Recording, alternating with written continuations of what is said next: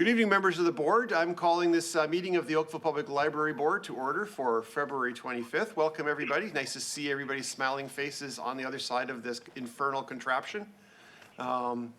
Welcome. Members of the board, do we have any, Madam Committee Assistant, do we have any declarations of regrets? Oh my goodness.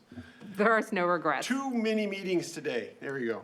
Members of the board, any declarations of pecuniary interest to declare tonight? No, great.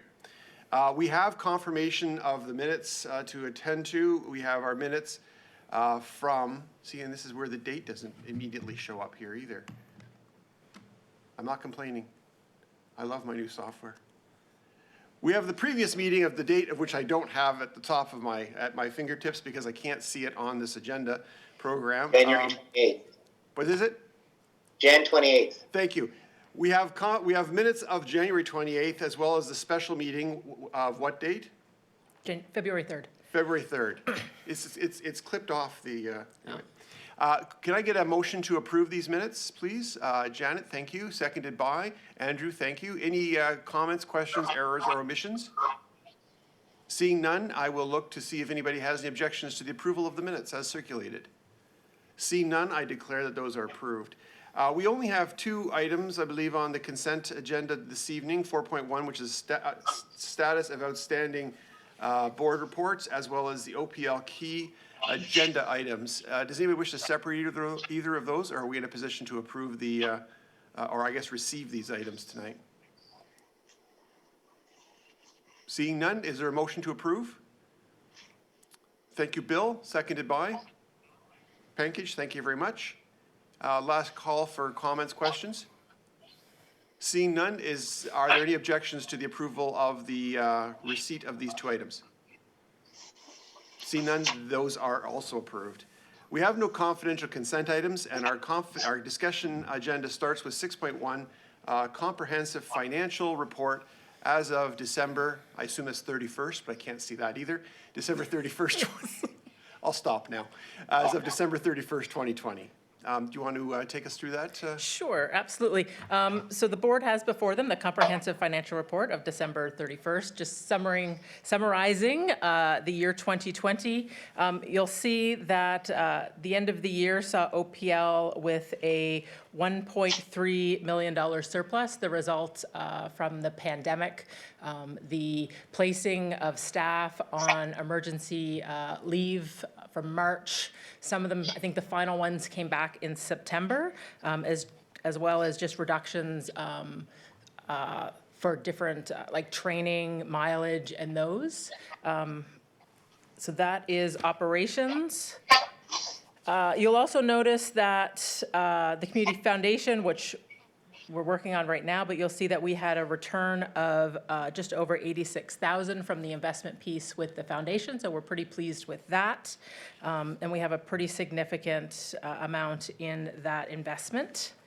And then in terms of capital projects, the website is ongoing, and Joe will speak to the current status of that in an upcoming report. The Glen Abbey renovation is mostly complete. We are having a bit of an issue with some airflow in a new room that was built, so that's why that is still open and being worked on. But FCM has identified the issue. It's just the resolution. The strategic plan, the board is up to date on, and you'll see the incubator libraries, the QEP and the Palermo. There's minor amounts in that, and we're just spending that out in terms of collection for the browse and borrow kiosks. So Belinda is on the line, and we are happy to take any questions. Thank you very much. Are there any questions? Thank you. Stephen. Thanks very much. This isn't a question, actually. This is just a clarification. On page 5, it refers to the Community Foundation of Oakville. That should be the Oakville Community Foundation. Okay. Thank you. Anything further? Okay, I have, this isn't actually related to the actual report, but since you mentioned the incubator libraries, I'm curious, what's the status of the what do we call them? We do call them OPL Express locations is what we call them. What is the status of the equipment we have at St. Luke's? Are they open yet? They are not open yet. The two at QEP and 16 Mile are both up. They came up a couple weeks ago, Right. But we're still working with St. Luke's. Is there any anticipated date of reopening of that facility at this point? I mean, they can open with limited capacity. I'm just wondering if they have any plans to do that. I'm not sure. Simona works on that, and she is not here tonight, but I will follow up and then report back to the board. I've raised this before, and I don't recall what I think there wasn't an ability to accommodate them at the other building that I was suggesting, but I just feel terrible that we have all this investment there, and it's been basically locked behind closed doors for almost a year now. Yeah. And if this is going to continue, I'm wondering if there's an opportunity to place it somewhere else, because the idea of having that equipment there was to provide services to an underserved portion of our community, which we're not doing Right. At this point. So is that, I mean, can you take that back and maybe give that some thought as to what possible alternatives there might be? No, absolutely. I mean, it doesn't necessarily assist where we are with St. Luke's at the moment, but it is something we've identified for future placement. That consideration about just access is a lot broader than we had originally scoped for it. But I do know that Simona's had multiple conversations with St. Luke's. We are on the lookout for other spaces in there, but it is just complicated in that particular area. That office building I mentioned at the corner, that's not a possibility, is it? We've investigated that a couple times. I live right there. Yeah, I do, yeah. And so my primary concern there is the parking lot is almost full enough that the on-street parking is ridiculous. Okay. And there's people parallel parked on that street on a regular basis trying to get into that facility. Well, how about in your home? How about in your home? Well, we could look into that. I'm not sure the condo building would be overly thrilled with that. But there are some other spaces that we're kind of keeping an eye on, but it's not necessarily the best time to be having that conversation with some groups. Yeah, I can imagine. It's just, again, as people are looking for, ways to access services in that part of the town, it's just, again, it feels bad that we've spent, we have that much taxpayers' dollars sitting there basically, not being utilized, so. Yeah. And I mean, I understand St. Luke's wanting to be very cautious, but at the same time, it'd be nice if we could find a way to deploy that equipment. Yep. Okay, thank you for that. I'll go back and ask if anything else came up in anybody's attention. No? Can I get a motion to approve 6.1 then, please? Don't ever jump at the same time. Susan, thank you, you're my hero. Is there a seconder? And Bill's my secondary hero, thank you. Are there any objections to the approval of 6.1? Seeing none, I will declare that's been approved. 6.2 is respectful conduct policy. Simona is not here, but at home, and St. Luke's is opening March 11th. I'm sorry? St. Luke's is opening March 11th. Oh, okay, well then I take that all back. But their comments are definitely well noted, and we'll look on that. So the respectful conduct policy is back. We took some time over the last couple months to really review the board's concerns, and we feel that we're bringing forward something that meets those and is comprehensive, and I think will really allow staff to have a complete understanding of respectful conduct, all the definitions as they were requested, as well as the shared responsibility piece. We also added in a reporting section so that people are very aware of what to do if something happens to them that causes concern and where to go with that. So I'm happy to take questions on the policy. Any questions on this one? I have a question, and I'm not sure what the answer is, but when we get these and there's changes to the policy and then we get it back,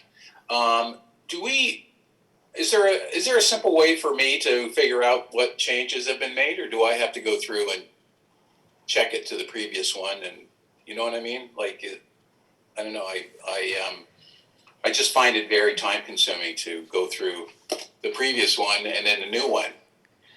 And I just wondered if there was any way to somehow identify the changes that have been made on this, and it just make it easier. But No, does anybody have that issue? we did look at, and it depends. Sorry, Bill. Go ahead. It depends from policy to policy, because some of them are easier. This was rewritten significantly. So I'm not sure we just could have highlighted areas that were new, because we basically, even though a lot of the skeleton was there, we reworded things, we added things in there. So for this one, I don't feel that I could have necessarily have done Right. that. Previously, like last, we brought the bylaws, I highlighted the different pieces. Yeah, Where it's okay. easy to do that, we've done that, but it is noted that, yeah, it would have required a lot of work to have figured out all the changes. Yeah, okay. Thanks. Thanks, Bill. Anything further? Okay, Janet, go ahead. I'd be pleased to move it, and I want to thank Tara for working through all the changes, and I think that it represents very effectively what we want to stand for in terms of how we deal with this should we have an incident, as well as lay the table for a shared responsibility that everybody has to take accountability for the kind of workplace that we have. So I'd be pleased to move it. Thank you. Is there a seconder for that motion? Thank you, Susan. Stephen, did you have a question, or were you just late to the draw? Last call for comments or questions? This is an approval item, so it's been moved and seconded. Are there any objections to the approval of the policy? Seeing none, that is declared approved. 6.3 is the health and safety report. Yeah, so this normally comes in consent, but I pulled it out because I wanted to speak to, you will have noticed under 2020, there is now the addition of a time loss. And that is because in January of 2021, WSIB reached out saying that they had received a claim for the library about time loss from January 2020. So we're in the process of investigating that. The individual, the staff member did identify an accommodation in January, but at that time it was not identified as a workplace injury. So we're just working through that process, and I just wanted to speak to that in particular.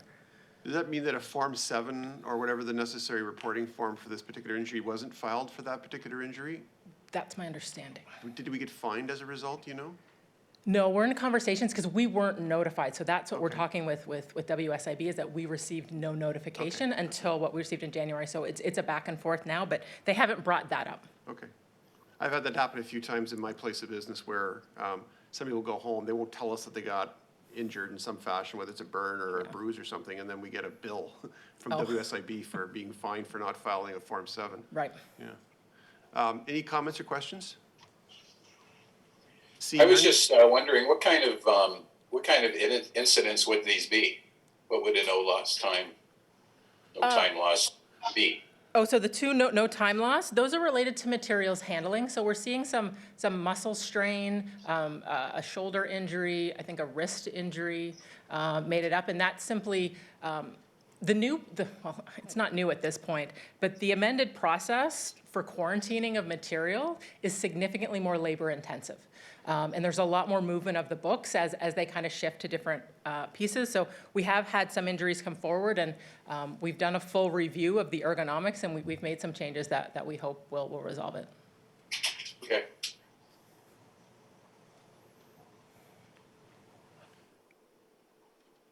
But for absolute clarity for anybody watching this, there's nothing related to COVID, just the accommodations for COVID. Correct. Right, okay, Yes. thank you. Yes. Would somebody like to move this for me? Thank you. Janet and Bill. Last call for comments or questions. Anybody object to the approval or the receipt of the report? Seeing none, this is approved. 6.4, website update. Joe, come on forward. Tell us some good news.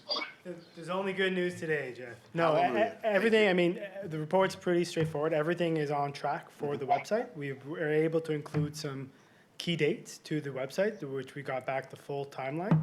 So as you can see here, we plan to show the board a working demo and give them access to the website on May 31st, as well as the current tentative go live date is June 26th. So everything is progressing on track and on schedule.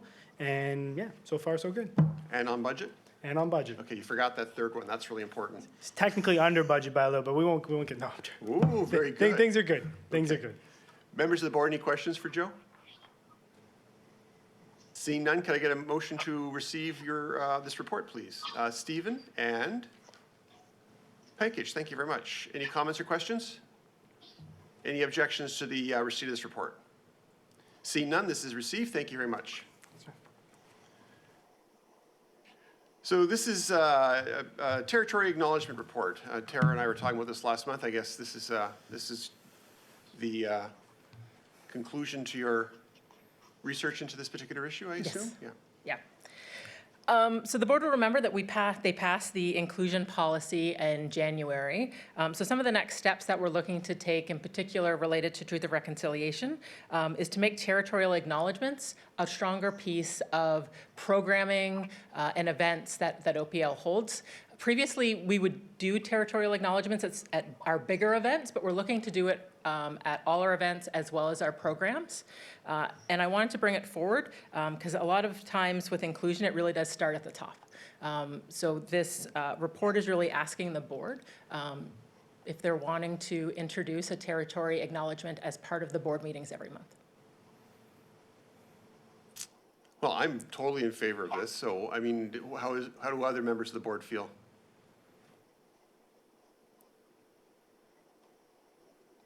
That deeply. Okay.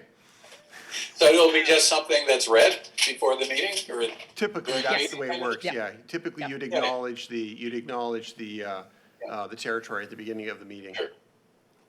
Yeah. I'm in support. Pretty straightforward and a very respectful thing to do. Stephen? Yeah, just a quick observation. It's very timely, and I fully support this. I was just running a major conference for a client a couple of weeks ago, and it was across North America, several time zones, and we reached out to an Indigenous leader who was in Cambridge Bay and sought his advice on what to do, given that we're all physically disparate. Yeah. And the advice was for the chairperson to acknowledge, and he happened to be in Toronto, and then the various speakers did it as they spoke as well. And I thought that was wonderful. I thought, that it might be a little bit cumbersome. It was fantastic. It worked out really, really well, and everyone appreciated it. So I certainly appreciate this, and I fully support it. That's kind of an interesting way to deal with our new Zoom lifestyle. That's kind of cool. Anybody else with a comment on this? I'm in support of it as well. Great. Yeah.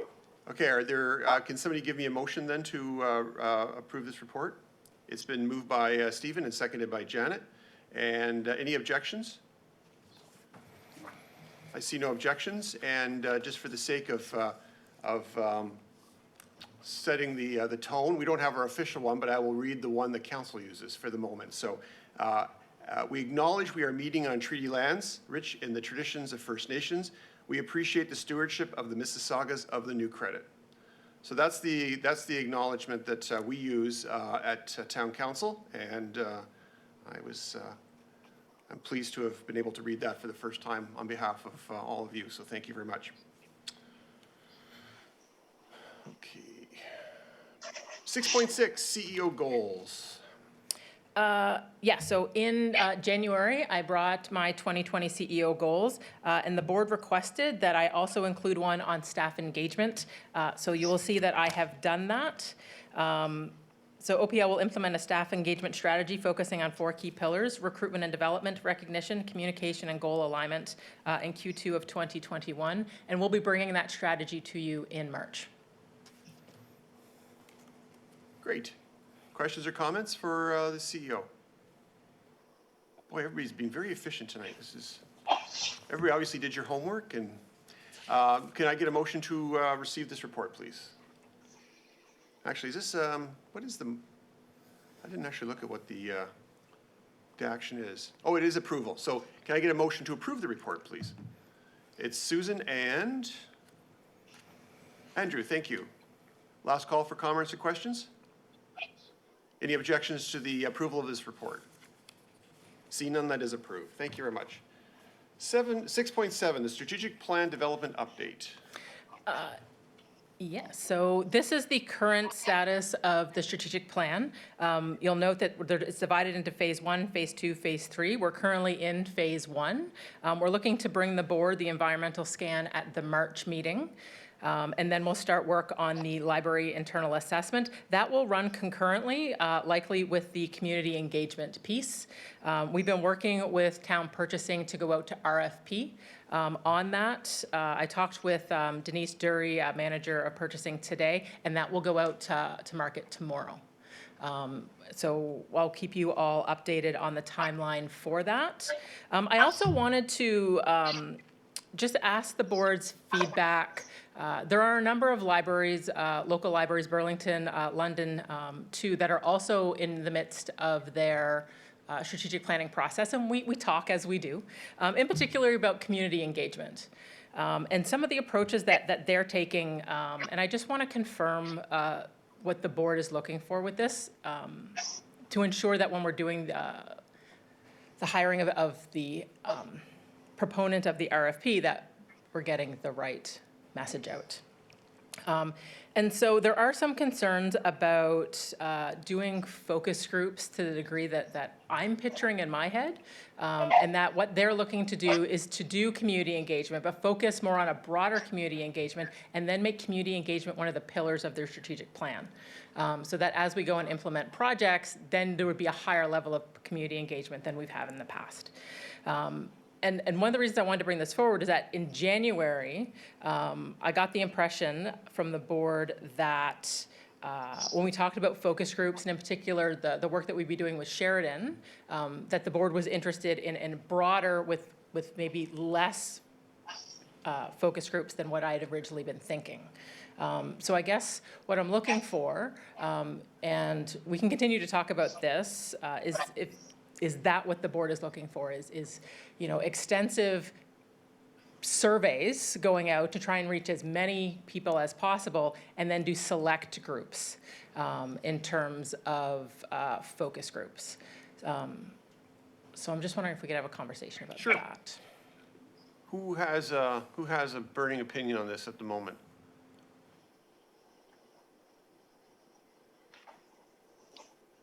Stephen.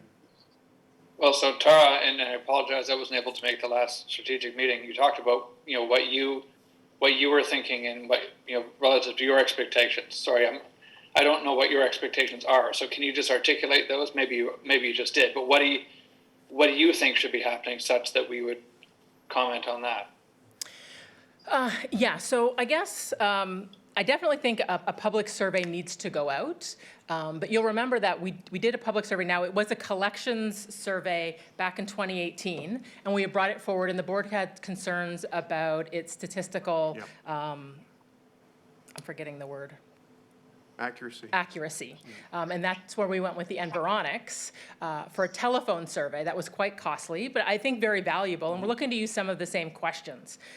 So I guess what I'm trying to get at is, if we go back out for a public survey, and I think we've learned some lessons from that original one, so using our partners, getting out to residents associations, better use of the counselors and their newsletters in order to get a bigger kind of response. And then kind of focus on target focus groups. So not necessarily do 15 different focus groups, but rather do a really broad kind of reach, and then target groups that will not be targeted by the overarching survey, if that makes sense. And then we could also, if there's questions that come up over the course of drawing in all that information, we could always go out and quantify or qualify information. So if I may, as a follow-up, what's the thinking of your colleagues then in other libraries in terms of the ongoing, to make it stakeholder engagement an element of the strategy? So it sounds like it informs the strategy, but then it also becomes an element thereof.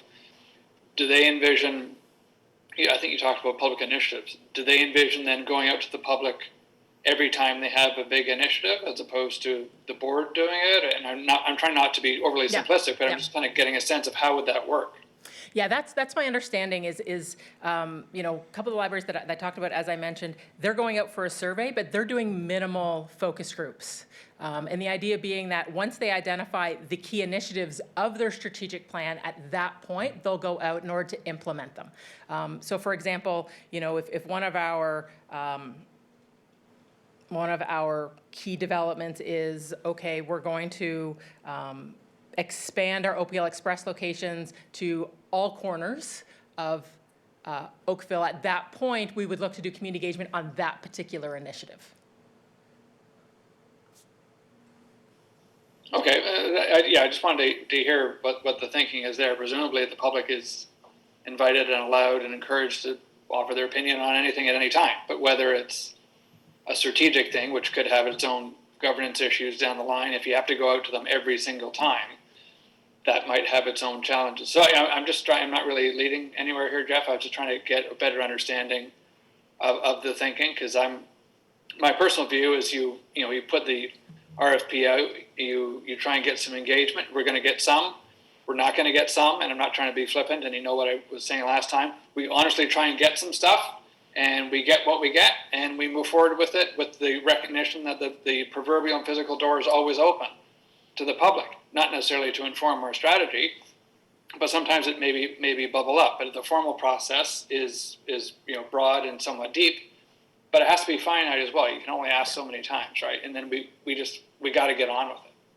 No, exactly, and that's what I was thinking in terms of, like, we can go up to focus groups, but I think we need to really target the focus groups that we go after, because are we going to do, newcomers, new parents, teens, seniors? We can cut that list a lot of different ways, and at one point we're going to have to just decide on it. And again, I'd like the board's feedback, not necessarily today, to think about who are the target groups that they would like to see us concentrate on.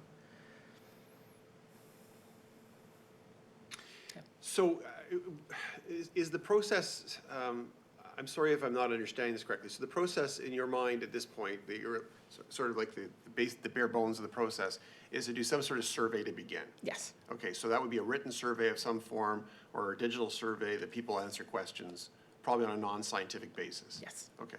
And then from that, you will glean certain areas of interest to concentrate on. And those are the ones that we would then send out for focus groups? I think it needs to be a balance, because I would like to also be able to figure out how we are going to get that survey or get information from groups that will not be able to access the survey. When you mean not being able to access in what respect? Well, we know that we Physically, or- relate significantly to, underhoused populations. So working with some of our partners like Kerr Street and some of the food banks to be able to get it out through there. So just recognizing that we're not going to get everybody Right. through an online survey. So how do we target who we're not going to get and ensure that they have a voice? Okay. Have we looked at the opportunity to still do a traditional broad brush public consultation with it as well, a facilitated public consultation? And the reason I asked this is, it was interesting. I mean, I'm not a very big fan of Zoom these days, mostly because I spend most evenings with a headache after spending the time staring at these screens. But what I've discovered is that sometimes community engagement actually is easier, and there's more engagement in some cases because of Zoom, because of the easy access to members of the community to participate. Case in point, the region of Halton did a series of community, and Glen actually facilitated them. They did a number of I won't call them charrettes, but narrow focused public engagement events on Zoom for the regional official plan review. And I was really surprised by the number of people who participated and the level of engagement that it got. I didn't think it was going to work. I was very skeptical, but I was very surprised and pleasantly surprised at the level of engagement. So we can't meet, obviously, we can't bring the public into this room or any other room and give them that opportunity to speak in person, but have we considered sort of a very traditional public engagement exercise like that, using our digital resources in addition to a paper Survey. Survey? Yeah, I mean, we have never done that, Yeah. but there's nothing stopping us from doing it. And it would fit within the RFP that's going out, which works between both a digital and not an in-person, but like a focus group type, and a broader public consultation would fall under that. Because I think that, I mean, my thought is if you do a broader consultation with the public, you're going to get some more validating information for your written survey, and you'll be able to tease out some more information to help maybe focus on more specific project areas, as you were suggesting earlier. Yeah, and it would be interesting. I do know that, you know, with some public consultations, you get very specific demographics. Mm-hmm. So. Okay, Janet had her hand up. Are we going to take the data we have already around users, non-users, and approach the consultant to say, tell us what you recommend in terms of our ability to reach individuals, or are we being prescriptive about how we want the consultation to be done? It is meant to be a partnership because we'll develop a community engagement strategy plan with the consultant before going out. That being said, Joe's been working with the town on the Environics data that we do have. So we have been running some Environics reports based against our database of postal codes, just looking at, you know, who our super users are, who are, you know, our lapsed users, just trying to get a sense of what Oakville, the community, looks like right now. And again, once the staff are done with the environmental scan, they're going to take a deep dive into our current status, and then we'll be able to provide that with the consultant. And it is called out in the RFP that they are to help us, in particular, provide us with guidance on how to reach some of those more challenging demographics, like our non-users. Those are really hard to even, we can get to them, but to get them to answer is a real challenge as well. Although Joe and I have already started talking about some different ideas, maybe some paid advertisements, how we can use social in a different type of way, as well as working with our taking stronger advantage of our partnerships to get in front of people's eyes. Okay, and for clarity, you're coming back to the board with the details of the engagement strategy? Yes, once that gets done, it is a tight timeline, so it may not be at a regular scheduled board meeting, but I'll work with Jeff. It is also in there that at the end, the consultant would come back and report to the board their findings. I just think it would be helpful, based on just this conversation, for us to see, I was assuming we would see the kinds of questions, the target audiences. And I agree with Jeff. I think you can do an effective, broad public consultation, and you may end up with some more standard users. But there are different questions you can ask in those meetings. So I would love to have a more in-depth conversation about it when you've got the materials ready. Would be my comment. But obviously, that's one voice only. Yes, it is likely that the consultant will come on board, we're hoping for mid-April. So we will expect a tight turnaround from them, but we'll work with the board on making sure that that engagement plan, that they get to provide information for it. Panky, did I see your hand up earlier, or were you stretching? No, I did have my hand up. Some of my issues were answered, but I guess more a comment. Every time I hear engagement surveys and target audiences, a little flag goes up for me, because I then start to, turn my mind towards bias creeping in. So I did like what Chair Knoll said about, can we do a broad brush type survey instead, or in addition to focused or targeted kinds of initiatives, because to me those start to introduce bias. And if you're truly trying to get the community to engage with you, then I think you need a more broad brush. And something what Steve said, what comes in comes in, but that's what you'll get. It'll be truly more towards a random survey, and I think that's more statistically more beneficial in terms of the hard data that you're going to get back. That's all I had to say. It was more, maybe perhaps a bit gratuitous. Thank you. I saw Susan's hand up. Yes, I was agreeing with Janet. I would like to see a bit of a plan in some of the questions. Having done many focus groups, I'd like to see, because it's so hard to reach those unreachables. Yeah. And did I see Stephen? Yeah, Stephen, go ahead.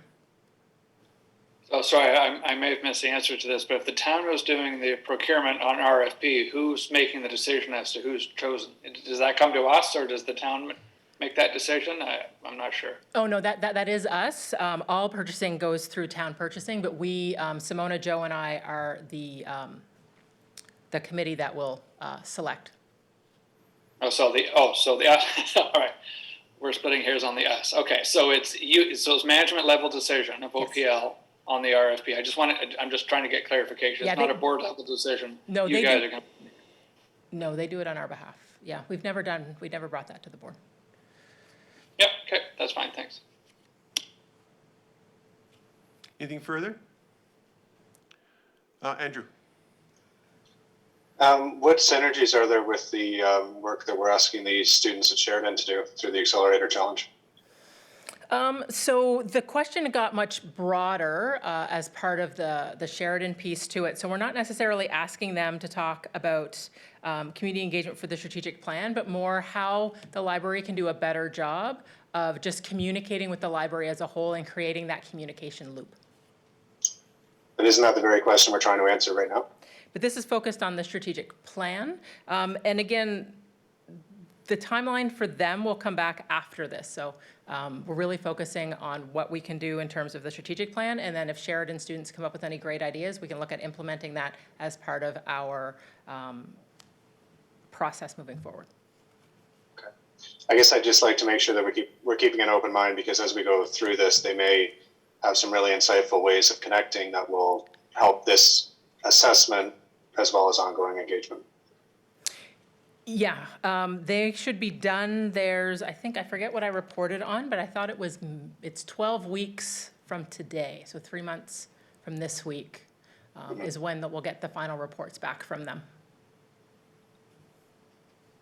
Okay. Thanks, Andrew. Okay, so did you get enough information? Did you get the information that you required? Yes, to I move did. forward? Thank you. Do you want to give us an encapsulation of what you're taking away from what we've advised?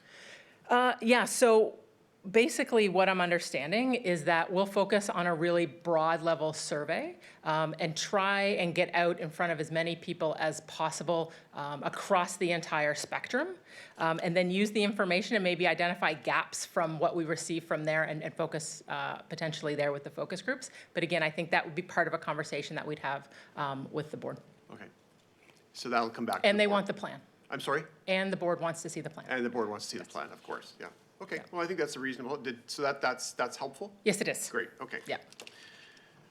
Okay, members of the board, we have this to receive. So this is received for information, and we've provided our comments. Can I get a motion to receive, please?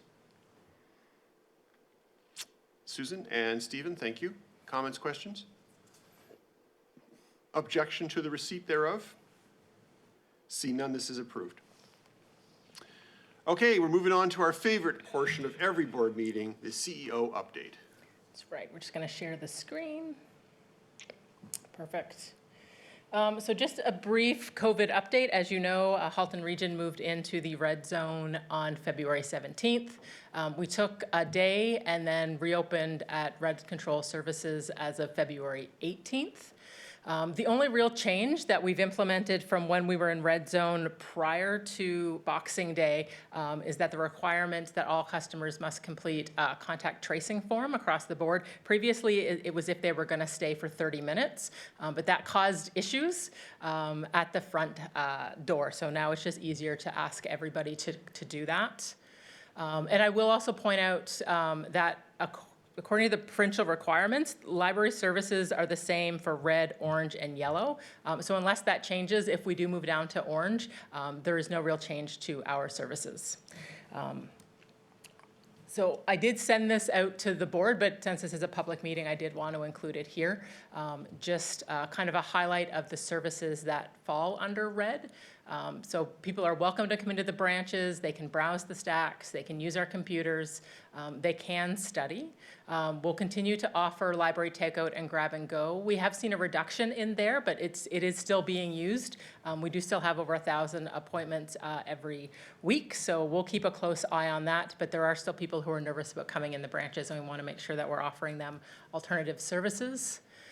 And then, of course, people can come in and get library cards, pay their fines. All our programs will remain virtual for now, and our current library service hours that we've had since we've reopened will be maintained. Any questions? You may have to speak up because I can't see everybody on the screen right now if you have a question. I'm not seeing any. I have a question. Okay. Oh, Stephen, go ahead. Oh, sorry. And sorry, I might be preempting something you're about to say. But do you envision donations returning? Because I have a garage full of books, and I'm trying to figure out where to send them. And I realize obviously there are issues around that. But do you envision donations coming back? They will. I can't give you a timeline. I mean, some of the issues we don't have the space for them, plus the quarantining of it, particularly coming out of people's homes. There is some concerns with that. So that may be a while off. Okay. Oh, fair enough. Yeah. Just wondering. Yeah, but Thanks. we do intend to reoffer it because it does feed into our Friends of the Library and the book sales. Yeah. And I know some neighbors have some perfectly good books too, and I'm sure a lot of people do, and just trying to figure out, well, that's fine, we'll just keep them collecting dust and pull off the dust and donate them, because they're perfectly good books, but I appreciate why it can't be done, so I was just wondering. Thank you. Yeah.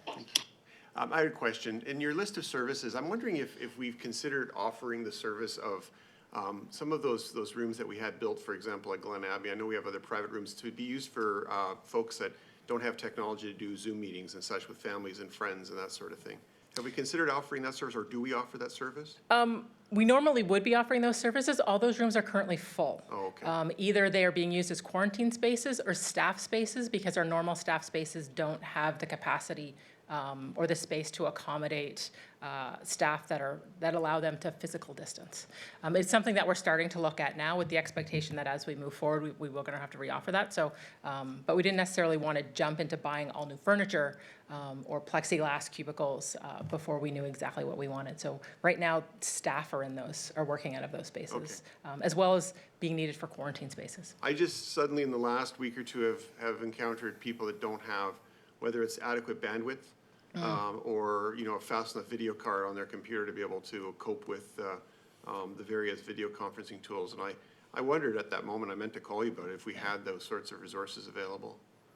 Yeah, normally we would. It'd be an interesting ongoing, because I think that these video conference tools are not going anywhere soon. I think so many people have adopted this lifestyle. It might be an interesting service to be able to offer in non-COVID times even. Yeah, we had at least 2 of those rooms that were being designed for that purpose. Perfect. In order to help people working from home or Right. other places to have a place to do that. I will say that we are seeing a demand for study spaces. So we are talking with Glen Abbey. The board might remember that prior to Christmas, we had coordinated with them to have a study room. So we are looking at potentially reopening that with them. Okay, next. We are launching OPL Picks for You in a couple weeks, which is basically reader's advisory. Customers will fill out the form, and then with their reading preferences, and OPL will create personalized recommendations for them. We're starting with regular print, large print audiobooks. And then Graphica, we're starting primarily with adult selections. And we will be offering this both as part of like library takeout, or for those individuals that meet the criteria, we will also mail it out for those people who can't leave their home. Kind of like Tinder for books. Exactly.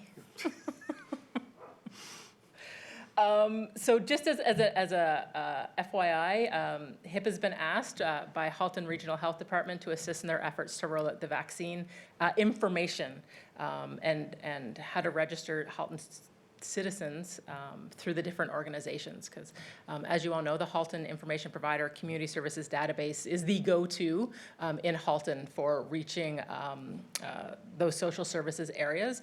And the the region really recognizes that. We work very closely with them. So HIP is working with public health to provide them with the organizational information that they need to reach those different groups in order to be able to mail and email and call the priority populations, and making sure that as people become eligible for vaccines, that they know that and they know what to do in order to be able to get their vaccine. We're also going to post the public health information and then redirect people to the public health website because we know how well used HIP is. Okay. Questions, comments on this? See none? Let's move on. Oh, you're off Tara, my can you screen just again. explain to me, so HIP has the organizational information. Are you saying they have the names and emails of every single, when you say email and call priority populations, So they would reach out to just say like faith organizations. So they would have the key contacts at the different faith organizations that then we would pass on to public health, and then public health would contact them and use that network in order to be able to reach their target populations. okay. So we're connecting them with the larger groups. Correct. And then the larger groups are going to work with public health to start a phone chain, it sounds like. Oh boy, here we go. Yeah. The groups like Spark Circle have access to populations that they might find challenging to reach. So just being aware of that, our community groups have depth into the community in a way that other organizations don't. Okay, because one of the concerns that most of us are hearing is that people's expectation is that they're going to get a phone call. And that's Chair Noel, maybe you can clarify your understanding, but I think it's a bit of a misnomer that every individual who's in a priority group is going to get a phone call, and that we have that ability to do it. Wouldn't it be lovely if we could do it? But I'm just, if this is, because we're public, this in fact is supporting organizations helping get their membership, their faith believers, etc., informed, but it's not notifying them of an appointment. It's getting the information out. That's my understanding, yes. Okay. Thank you very much. Yeah, it's my understanding that there will be an expectation that people are going to call and register for vaccinations starting on March 15th with I believe it's the 80 and above, 80 years of age and above as of March 15th. But the province hasn't rolled this out yet to give specifics as to how it's going to work. So I think my expectation would be that the communications, whether it be social media or whatever it is, to drive people to those registration resources, whether it be online or by telephone. Correct. That's my understanding. There's also some lack of specificity about alternative methods of vaccination. There's some talk about making them available to doctors so they can do it through their own local doctor, et cetera. So there's a lot more, lots of information yet to come. Correct. Yeah. I just didn't want the public, if anybody on the public heard this, that think that we're making calls to priority populations, because there are a lot of people who misunderstand that. Yeah. We are not making those calls. Okay. No, HIP is being asked to help as an information bridge. Yeah. That's a great way to phrase it.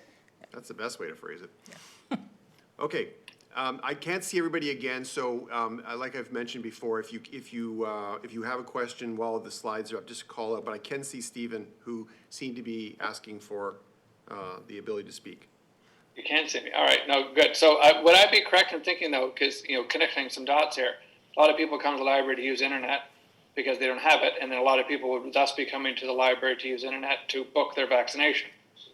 So will the staff, I'm just thinking that it's possible if someone went to the library to use online resources to book their vaccination and they started to get frustrated, would staff be able to help them? In other words, would staff, regardless of their own circumstance of getting a vaccination, would it make sense to have the staff trained to know at least what the site is, so that if a person who doesn't have internet is sitting inside one of your libraries trying to book his or her own appointment? I'm not saying you're doing it for them, right? Yeah. But it just seems that since we do offer that public service, which I think is great, it stands to reason that some people are going to use the computers in our libraries to book their vaccinations. No, So I take down the point, absolutely, we're not, broadcasting, we're here to help you with your vaccination, but it seems to me that it's inevitable. So I was just wondering what your thoughts were on that. Staff spend a significant amount of their time helping people navigate government websites. I think that's probably one of the number one things they do when using the computer. So I absolutely think that would fall in and would fall along the line of same with somebody trying to file their taxes. They come in and we assist with that, and we make sure that staff know the lines where they can help and where it needs to be passed on. And as that information comes up, like other town facilities, we would absolutely do that. Yeah, great, thank you. I know I'm going to file my taxes this year now. Yeah. Any further questions for anybody off screen? Okay, go ahead. So just an update on the Glen Abbey exterior renovation. Red Studio Architects has been onboarded by Facilities and Correction Management, and we've been told that the firm is very focused on experience spaces, which is what we want the exterior space at Glen Abbey to be. We had an initial meeting with them this morning, just kind of an introduction, and our next steps are them working with us on a needs analysis and a site visit. So we'll continue to bring updates to the board on that, but we're very excited with that. The current timeline, I didn't put that on there, I should have. The current timeline would have that, is unlikely to be available this year. We're hoping maybe fall, but was told Makes maybe not. sense. So, but it will be worked on this year for sure. Collective bargaining. So the OPL's first collective agreement expires on May 31st. We have been informed that our local will be providing us notice to bargain in early March. With that, we've been working with the leadership team for the past several months on just identifying different pain points and different areas that we may want to look at as part of an update to the collective agreement. And we will be bringing an update to the board as part of a confidential agenda in March. And just the Ontario is doing their pre-budget consultations. The Federation of Ontario Public Libraries has 4 points that they have been driving home to the province. As indicated in the print agenda, I did join the local MPP's pre-budget conversation. We had 3 minutes to state our case. So I didn't highlight all 3, but I did highlight the first 2 on here, which is encouraging the government to maintain the full library sector support funding, as well as my support behind establishing a province-wide digital public library. I think both of those initiatives would serve Oakville very, very well as the broader province. And then FOPL had a number of other priorities related to school libraries. And happy to answer any questions about any of that. Oh, you're all back. There we go. Members of the board, any questions for Tara? Oh, there we go. Janet, hello. Tara, I just think it's wonderful that you even got the 3 minutes, because the whole province-wide digital platform could really change the services that we can provide. And when we talk about, a strategy, we know how important it is. So I'm glad that you were able to get the time, and kudos to you for making the time. Yeah, no, we're hopeful. Thank you. Anybody have any further questions? Can I get a motion to receive the CEO's report, please? Moved by Susan, thank you. Seconded by Janet, thank you. Last call for comments or questions. Any objections to the receipt of the report? See none, that is received, and we can move on. Actually, we have no confidential discussion items. We have, do we have any new business? Members of the board, any new business? Any good jokes? No? I can't believe we're finishing up at 5 minutes to 8. This has got to be a first time ever. March will be Congratulations. longer. Pardon me? I said March is looking to be quite long. So. Oh, well, there we go. We benefit in February, but we lose in March. There we go. Okay, so there's no new business. We'll move on. The time and date of next meeting is, in fact, March 25th. March 25th. Thank you very much. 7 o'clock, same Zoom station, same Zoom channel. And I'll look for motion to adjourn. Stephen and Bill. Any objections to adjourning? I can't imagine. We are adjourned. Thank you, everybody, for a very efficient and informative meeting. Good night. Thank you. Thank you. Nice to see you, Colleen.